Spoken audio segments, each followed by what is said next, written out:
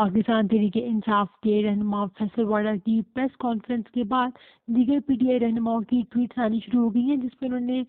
حیرانگی بھی شو کروائی ہے، اور ان کو یقین ہے کہ فیصل واڈا نے یہ سب کچھ پی ٹی آئی کی لانگ مارچ کو ڈیمیج کرنے کے لیے کیا ہے۔ پاکستان تحریک انصاف سندھ کے پریزیڈنٹ علی حیدر زیدی نے اپنی ٹویٹ میں کہا کہ فیصل واڈا کی پریس کانفرنس کا مطلب لانگ مارچ کو ڈیمیج کرنا تھا، اور اس میں حیران کن بات یہ ہے کہ تمام چینلز اور پی ٹی وی نے اس تمام پریسر وہ کوریج تھی جس سے پتہ لگتا ہے کہ یہ امپورٹنٹ گورنمنٹ نے لانچ کروائی تھی۔ انہوں نے کہا جب عمران خان نے کلیئرلی یہ میسج دے دیا ہے کہ پیسفل لانگ مارچ ہوگی تو پھر اس پریسر کا کیا مقصد تھا۔ اس کے بعد انہوں نے مزید ایک ٹویٹ شیئر کی جس میں انہوں نے بتایا کہ فیصل واڈا کو شو کوز نوٹس جاری کر دیا گیا ہے، سو دس از دا اینڈ آف اسٹوری۔ جبکہ اسد عمر نے بھی اب ٹویٹر میں کہا کہ فیصل واڈا کی اس پریس کانفرنس کا مقصد صرف لانگ مارچ کو ڈیمیج کرنا تھا، اور یہ ہماری پارٹی پالیسیز کے خلاف ہے۔ انہوں نے پارٹی پالیسیز کے خلاف جا کے پریس کانفرنس کی ہے، جس کی وجہ سے ان کو شو کوز نوٹس جاری کیا جائے گا، اور ان کو شو کوز نوٹس جاری کر دیا گیا۔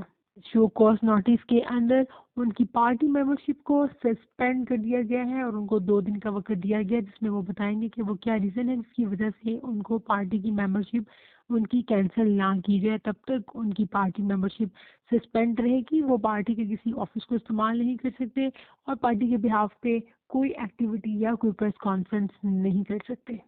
فیصل واڈا صاحب، آپ نے اپنی سیاست کو ختم کر دیا یہ پریس کانفرنس کر کے، پی ٹی آئی کے لوگ اب آپ کی سپورٹ میں نہیں بولیں گے۔